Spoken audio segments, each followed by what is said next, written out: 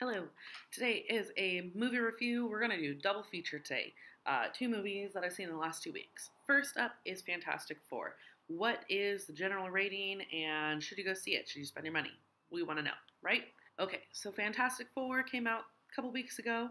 Went and saw it, and I never saw the one that came out in the early 2000s with the older crew.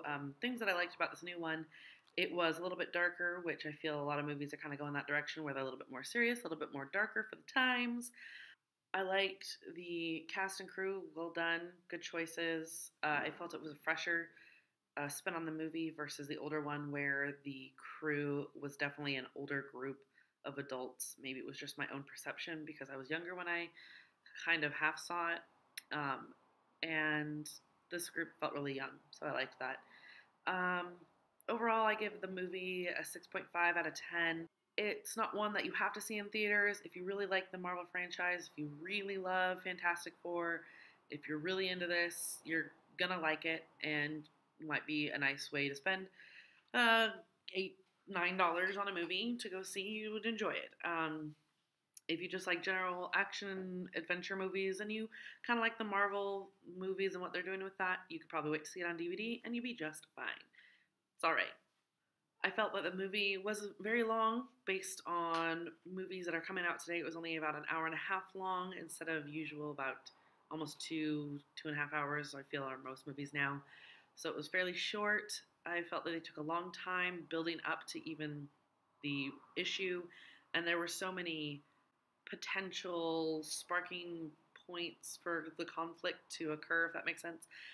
Most stories, you have a set of time where your story builds up with the setting, and then you hit a problem, build up to your climax. You hit your climax, and there's a resolution, and it ends with a nice resolution, and everyone goes home happy for the most part. And this one, I felt like it took a long time building up. It had a lot of issues. You had problems with, the personal issues as far as their inventions being sold to government, a villain being created. And by the way, your villain name was very uncreative, seriously. Government against them against each other, and in the middle, whatever. So it seemed like there were a lot of problems, and then it hit the climax. The problem was easily dispatched and solved by, guess what? Teamwork, hey! And then it ended, and it was like, okay, that was a really short ending, and left it really open to sequels to be out of it, or integrating with other movies like they did with Thor and Iron Man and the Hulk. So we'll see if they become part of S.H.I.E.L.D. or they become their own entity. The second movie we went and saw is Man from U.N.C.L.E. I know it's based off of an old TV show. I never saw the TV show, but I loved the movie. It was totally worth the money to go see. I definitely give this movie an 8 out of 10. It is totally worth your time. If you have ever seen the show, you probably get a kick out of it. If you've never seen the show, you will still really like it. I believe that even one of the producing companies that helped put on Man from U.N.C.L.E. was the same company that did Ocean's 11 series featuring Brad Pitt and George Clooney. So if you like Ocean's 11 movie, you're going to like this movie. If you like James Bond, you're going to like this movie. If you like Mad Men, you're going to like this movie because really it was a mixture of those three movie genre, TV show genre mashed together. It was super great, well done. Music was classic and beautiful. Cinematography was excellent, and I love the characters. The thing I love about the characters the most, you have three main characters, two gentlemen and a woman.